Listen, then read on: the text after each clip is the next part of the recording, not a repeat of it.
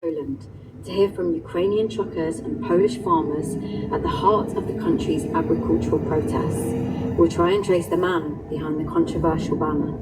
Who is he, and what does the reaction around this particular picture tell us about anxieties around Russian influence in Poland and beyond? We have to be aware of one thing, that Russia considers disinformation as the military tool. Since Russia's full-scale invasion of Ukraine started in February 2022, Poland has been central to Europe's response. The country has registered over 1.5 million Ukrainian refugees. Here's Grzegorz Sokol, a reporter based in Warsaw, Poland, who's been working with me on this story. The Polish have been very supportive of Ukraine from the beginning of the full-scale invasion. And I feel that there is a clear sense that Poland and Ukraine share the same threat, or the same enemy, and that is Russia. But last summer, there was a clear downturn, and the Ukrainian agriculture imports have been a part of this change in narrative that happened last summer. That change in narrative coincided with farmers' protests, which have spread across Europe. Following Russia's invasion, the EU had allowed Ukraine tariff-free access to its markets. Polish dealers bought up cheap Ukrainian grain and stockpiled it. Polish farmers, angry about Ukrainian grain flooding the Polish market and keeping prices low, took to the streets to protest. They're also protesting what they say are restrictions placed upon them by the European Union's Green Deal plan to tackle climate change. Tens of thousands of people have taken part in protests across the country. Tractors flying Polish flags blocked motorways. Blockades were set up at several border crossings with Ukraine. Polish farmers' complaints have echoed at farmers' protests across Europe. Concerns about falling prices, rising costs, climate change, and cheap foreign imports driven, protesters say, by EU regulations. Grzegorz travelled to the Polish border with Ukraine to speak to some of the people caught up in the protests. I'm standing with three men here in the middle of the road between two trucks, and one of them is sitting next to a small table, and he has a gas sort of camping stove, and he's frying on a frying pan. He's frying fresh meat. The three men standing here have been waiting since Monday. It's Friday today, so they expect the whole wait to be for about a week. Grzegorz is standing at one of the main border crossings between Poland and Ukraine in Hrabena. At the time of recording, there's a blockade. Polish farmers are occupying the crossing and only letting a few trucks a day in. Truckers stand around waiting to cross. Each side has their own idea of what's going on, and there's no communication between them. I talked to several truckers on the Ukrainian side. I met two men. Their first impression was that this shows complete chaos on the Polish side. The trucker I was talking to was actually waiting on the Polish side to enter Ukraine. And he told me, I am carrying Polish products that Poland is selling to Ukraine. Why are they stopping me? They should be stopping, if they want to stop grain, they should be stopping grain coming in. This is chaos.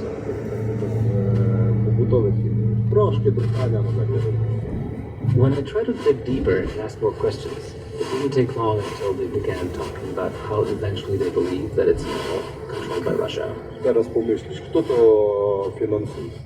Who's behind it? Not all of the stories that people told me made sense to me, but it seemed like there was a clear sense of someone standing behind it. There was a sense that behind it is Russia, and that we're all just pawns in the game. So that's a widespread opinion among the Ukrainian truckers. Even if they don't understand exactly the specifics, I told them, do you understand what the Polish farmers are protesting about? So many of them didn't. На 100%. We wanted to find Piotr, the man behind the pro-Putin banner. When I did a reverse image search on the image of the tractor brandishing the pro-Putin banner to find where it had appeared online, I found lots of both pro and anti-Russian messaging around it across multiple platforms, including websites, Telegram, Facebook, X, and VKontakte.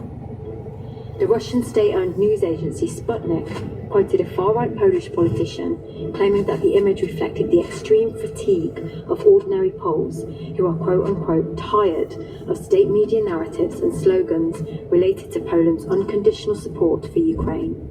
On Telegram, the former Deputy Minister of Internal Affairs for Ukraine posted the picture, insinuating possible Russian influence. Do you still have doubts about who is the organizer and ideological inspirer of these protests on the border between Poland and Ukraine, he wrote. Poland's Interior Minister, Marcin Kierwiński, tweeted shortly after that the scandalous banner was immediately removed and secured by the Polish police. The police and prosecutor's office are taking action against his author.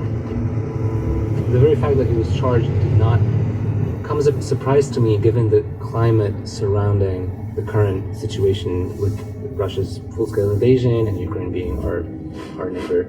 Piotr G., the man behind the banner, was charged with publicly calling for the initiation of an aggressive war against Ukraine and praising an aggressive war against Poland and the public propagation of communist ideology. I would be very surprised if he actually has to suffer serious consequences, but just the fact that the prosecution took up the case is significant and sends a clear signal to the Polish public. This man faces serious charges. But can we find him? We put a call into the spokesperson for the Foreign Ministry, the same man who had warned of attempts to take over the country's agricultural protest by organisations or groups possibly under Russian influence. Halo, halo. Cześć Paweł, mówi Grzesiek Soku. Cześć. Cześć, słuchaj, cześć. When I talked to the spokesperson for the Foreign Ministry who had taken a position on this issue, there wasn't very much concrete that he was able to share with me in terms of specific clues that they might have or leads as to actual, involvement of foreign Russian agents. But he definitely made it clear that local tensions and conflicts play into Russia's game and will be used, exploited very skillfully. Grzegorz set off to southern Poland, to the village where the photo was taken, to try and track down Piotr. None of the people involved in that protest wanted to talk to me. It was clearly because of the fallout from the banner, which went viral, and people have basically continued to refuse to speak to media and keep a low profile. But I was able to talk to another protest organizer. So the man who organized the neighboring protest just about 20 kilometers away in another village of Świerklany. He is another farmer and a protest organizer very involved in the current wave of protests. I spoke to him. His name is Grzegorz Wolny. He saw me at his home. He has a farm, also runs a little store, and is very active in protesting, has been since February. Nie, tutaj myślę, że żadny rosyjski wpływ tutaj nie ma naszych. He also was quite adamant about the protests having nothing to do with Russia or with any support for anyone. The farmers try to stay out of any sort of geopolitical context. He also heard about the banner on the tractor. He said he was quite shocked to learn about it. I decided to just call local farmers and farmer organizations and the local municipalities to learn who the farmer was. I got the number. Halo, halo.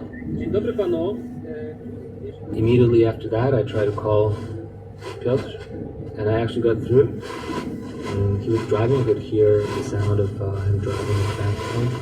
He answered the phone. I introduced myself. I said I was working for the would be willing to speak to us. But the moment he, I think, was told what I was asking about, Halo, halo. I was lucky to also have his wife's number that I got from the same source. They have a farm, both on the Polish and the Czech side, and I tried to call the wife. She picked up. She heard me out. I explained what I was calling about, but she only said, "Who even cares about this?" and hung up. I found it quite surprising that his wife would say something like, who even cares about this? I completely agree. I mean, I think the way I understood her answer was exactly that. I mean, she was saying effectively what I understood. Who even cares about his explanation? I mean, the case has already gone up, and blown up, and nothing will help it. So who even cares about what we have to say? We weren't able to actually speak to Piotr as he didn't agree to an interview.